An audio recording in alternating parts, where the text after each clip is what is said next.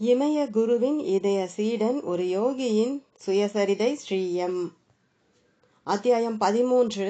தெய்வீக உன்மத்தத்தை புரிந்து கொள்ளுதல். இன்னும் ஒரு விசித்திரமான சந்திப்பை பற்றி சொல்லியே ஆக வேண்டும். தச்சு வேலை செய்யும் நண்பர் ஒருவர் என்னிடம் ஒரு வினோதமான மனிதரை பற்றி கூறினார். யார் தன்னை நெருங்கினாலும் அவரை அடித்துவிடும் வழக்கம் கொண்ட அந்த மனிதர் பூந்துராவில் இருக்கிறார் என்று அவர் கூறினார். கிறிஸ்துமஸ் விடுமுறையில் ஒரு வெள்ளிக்கிழமை காலை புதுமையான அந்த மனிதரை காண வேண்டும் என்ற ஆர்வத்தால் பஸ் பிடித்து பூந்துராவிற்கு சென்றேன். ஒரு சிறு கூட்டம் அந்த அமானுஷ்ய மனிதரை சுற்றி நின்றிருந்தது. அவர் மணலில் அமர்ந்து இருந்தார்.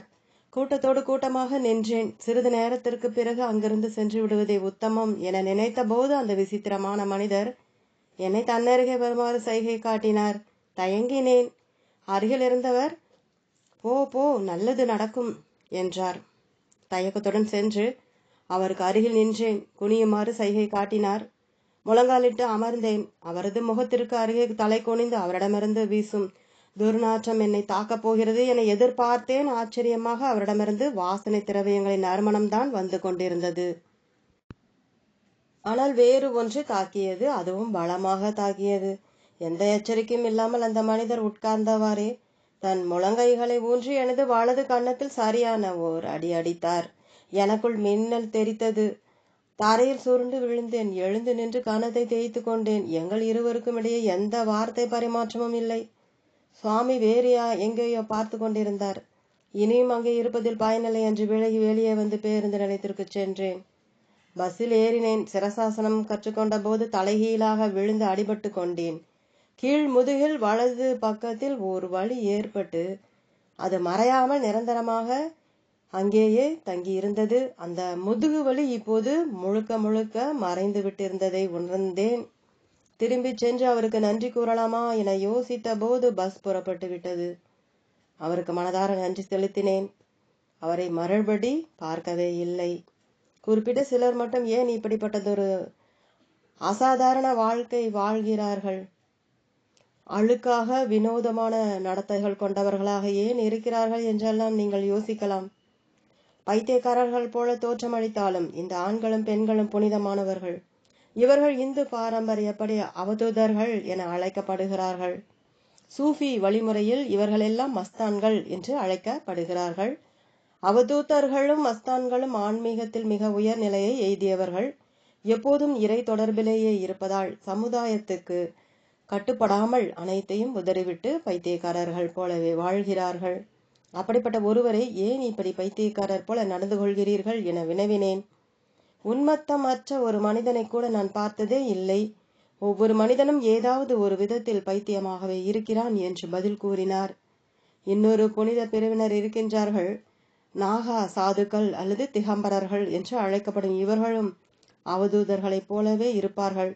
ஜைனர்களான இவர்கள் யாவற்றையும் துறந்து இயற்கை நிலைக்கு தாங்கள் திரும்பி செல்வதாக கூறியிருக்கிறார்கள். சூஃபி பாரம்பரியத்தை சேர்ந்த மஸ்தான்கள் எப்போதும் ஆனந்த பரவச நிலையிலேயே இருப்பார்கள். இன்னும் ஒரு பிரிவினர் இருக்கிறார்கள். பொதுவாக இவர்கள் இயல்பாக நடந்து கொள்வார்கள். ஆனால் அற்பமான மனிதர்கள் தங்களை நெருங்க ஒட்டாமல் செய்ய சில சமயங்களில் விசித்திரமாகவும் இகழ்ச்சியாகவும் நடந்து கொள்வார்கள். அப்படிப்பட்டவர்களை சூஃபி பாரம்பரியத்தில் மலா மதிஸ் என்று அழைப்பார்கள். பாரம்பரிய இஸ்லாமியம் மாய ஆன்மீக பயிற்சிகளை கடுமையாக எதிர்க்கிறது. என்னை வஹாபி வழியில் வளர்த்து இருந்தார்களானால் வீட்டை விட்டு போவதற்கும் எனது சமூக பொறுப்புகளை கைவிடுவதற்கும் நினைத்து கூட பார்த்திருக்க மாட்டேன். அதிர்ஷ்டவசமாக எனக்கு குரானை கற்றுக் கொடுப்பதற்காக பொறுப்பேற்ற ஆசிரியர் இப்ராஹிம் ஒரு சூஃபியாக இருந்தார். சூஃபியின் மறைமுக நுண்பொருள்களையெல்லாம் கற்று தந்ததற்காக அவருக்கு என்றென்றைக்கும் நன்றி கடன் பட்டிருக்கிறேன். சூஃபி பாதையில் பயணிக்கும் பயணிகளின் போதனைகளை அழகாக அவர் எடுத்துரைத்தார்.